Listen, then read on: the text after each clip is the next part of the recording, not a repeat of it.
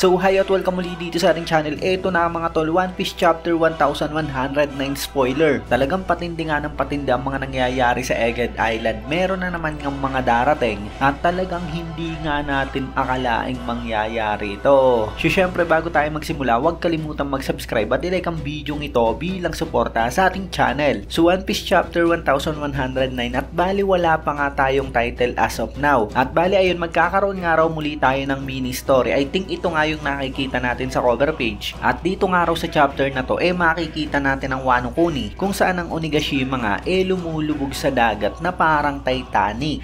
So matagal-tagal nga tayong hindi nagkaroon ng update sa Wano at anong nakakaya ang balita sa mga karakter doon tulad ni Yamato, ni Momonosuke at ang mga Scabards. At especially kung namatay nga rin ba talaga si Kaido. Alam nga natin nakuta niya ang Onigashima at nilamon na nga talaga ito ng dagat. So hopefully magtuloy-tuloy nga lang ang cover story ito dahil sa alam naman natin na talagang kasama nga ito sa kwento. So nagsimula nga raw ang chapter sa ginawang pre-recorded message ni Dr. Vegapunk sa buong mundo. At sinabi niya nga na meron nga lang daw ilang minuto ang mga tao para ihanda ang Dendenmushi para makita yung mensahe niya. At dahil nga dyan ipinakita nga raw ang iba't ibang tao sa mundo at naghanda nga sila para sa sasabihin na yan ni Dr. Vegapunk. At kasama nga raw sa makikita natin si Bibi, si Morgan at si Wapol. So yun gaya ng inaasahan natin, talagang makikita nga ng lahat ng tao sa mundo via Dendenmushi ang sasabihin ito ni Dr. Vegapunk. At siguradong lahat nga magiging interesado dahil sa alam naman natin na kilala nga si Dr. Vegapunk sa buong mundo dahil siya nga ang pinaka-genius na scientist. Magkakaroon tayo ng update kay Bibi, Morgan at Wapol. Nung last time nga alam natin na malapit na sila sa Egghead Island. Maaring dumating nga talaga sila sa isla at makasama nga ng mga Straw Hat papunta sa Elbap. Makikita nga rin daw natin ang mga Gorosei at napatanong nga raw ang mga ito kung saan ba binobroadcast ang mensaheng yon. So sa lahat nga ng tao sa mundo talagang sila nga yung ayaw na ayaw mangyari ito. Siguradong taranta nga sila dahil basically pag na-broadcast nga ang mensahe ni Dr. Vegapunk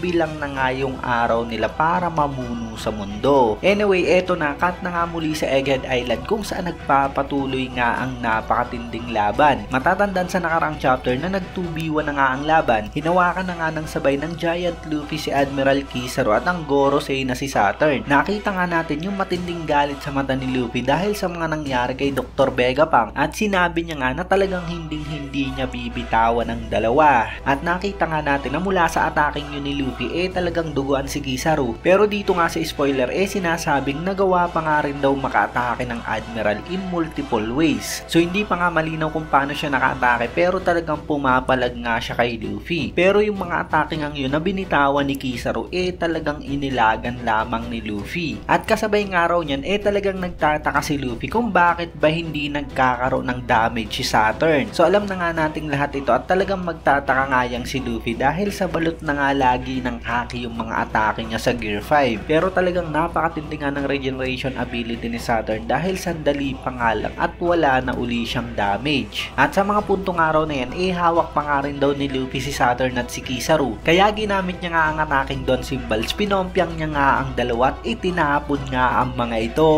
So grabe nga yung ataking niya ni Luffy at talagang pang Looney Tunes yung galawan niya. So wala nang nabanggit dito sa spoiler kung ano bang nangyari kay Kizaru. Siguradong napakatindi ng damage sa kanya. Pero talagang napakatindi nga ng Gorosei na si Saturn dahil sa talagang wala nga itong damage. At nakabalik nga lang daw ito para muli labanan si Luffy. So ayun, para nga manalo si Luffy sa labang ito talagang kailangan niyang malaman kung paano niya ba madadamage yang si Saturn. Wala nga kwenta lahat ng mga atake dahil gumagaling nga lang ito. Kaya siguradong pag nagtagal nga yung laban madidihado nga si Luffy. Lalo pat alam natin na limitado nga lang din yung oras sa Gear 5. Pero ayun, eto nga matindi mga tol dahil sa talagang hindi nga papadihado ang world government. Mula nga dyan sa last part ng chapter sinamon nga raw ni Saturn ang lahat ng mga Gorosei. So ayun, hindi nga lang isa kundi lahat ang 5 mga Gorosei talagang nagpunta na nga rito sa Egghead Island. 5v1 na nga yung magiging laban kung sakali kaya siguradong dihadong-dihado na nga dyan niyang si Luffy. Hindi nga natin inaasahang mangyari ito dahil sa lahat pa talaga ng mga pupunta yung 5 mga elder pa. Sila nga yung mga highest authority sa mundo at alam natin na talagang bihirang-bihira nga mangyari ang tumapak sila sa lupa. Pero ayun, talagang napakatindi nga ng gagawin ni Dr. Vegapunk. Binigyan niya pa nga ng ilang minuto yung mga tao para maghanda para sa mensahe niya. Pero yung ilang minutong delay nga na yun, siguradong gagawa at gagawa ng paraan ng world government para nga pigilan si Dr. Vegapunk. At siguradong yun na nga ang dahilan kung bakit nga sila narito sa Egghead Island. So siguradong malalaman nga nila na mula sa punk records yung broadcast, kaya maaaring mapigilan nga talaga at hindi nga malaman ng lahat ang katotohanan ng buong mundo. Anyway, talagang exciting at hindi nga tayo sigurado kung ano bang mga susunod na mangyayari. Kayanin nga kaya ni Luffy ang 5 elder. Opinion ko lang sa mga puntong ito,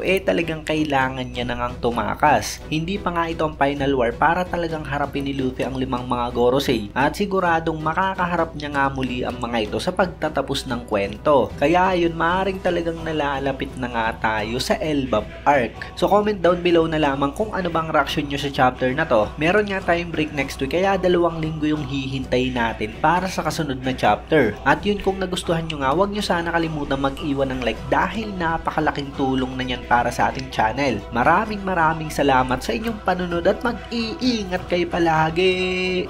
Bagang!